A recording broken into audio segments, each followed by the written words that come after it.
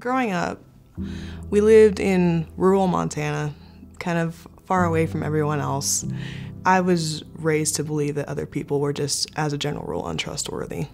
If you give someone the opportunity to stab you in the back, they will. I had been raised with kind of an 80-20 mix. 80% was Christianity, and then 20% was anything from new spirituality to kind of Mormon doctrine. When my brother-in-law entered the picture, he took that and expanded upon it. Everything that was pagan about what I was believing was encouraged, and everything remotely related to Christianity was discouraged. There was a lot of sexual brokenness involved. And so not going to church at that point in my life and never having heard the word apologetics, I had no idea how to respond to this. And so I ended up renouncing Christianity and accepting this. And I was kind of left in this limbo. The way I understood myself, the way I understood other people, the way I understood God, the way I understood my world was centered around what I believed about Jesus. And that had been taken from me, and I felt like my whole world had just fallen out from under me.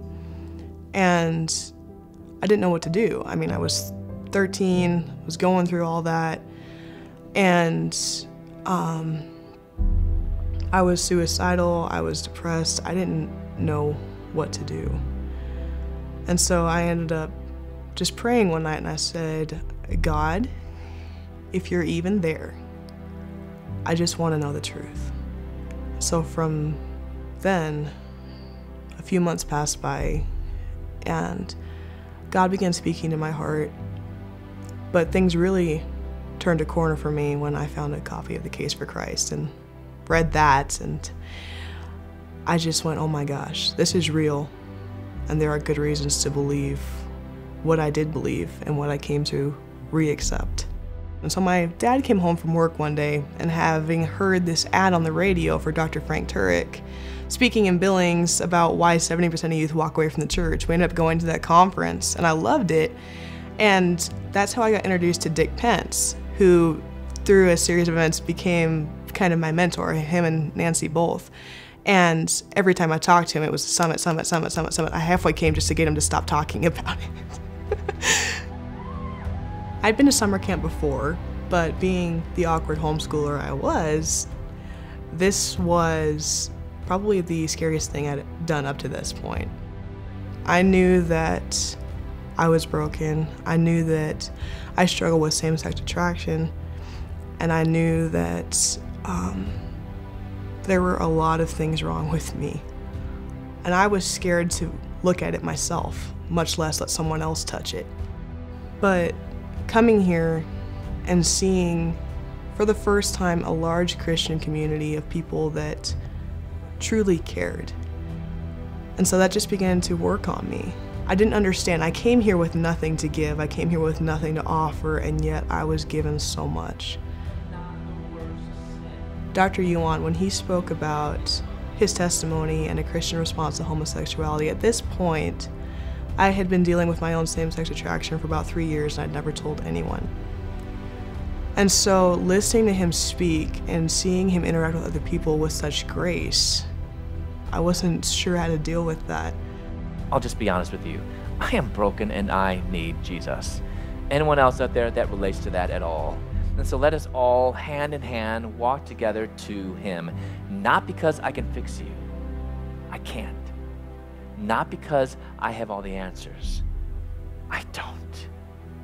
But I know someone who does. And his name is Jesus.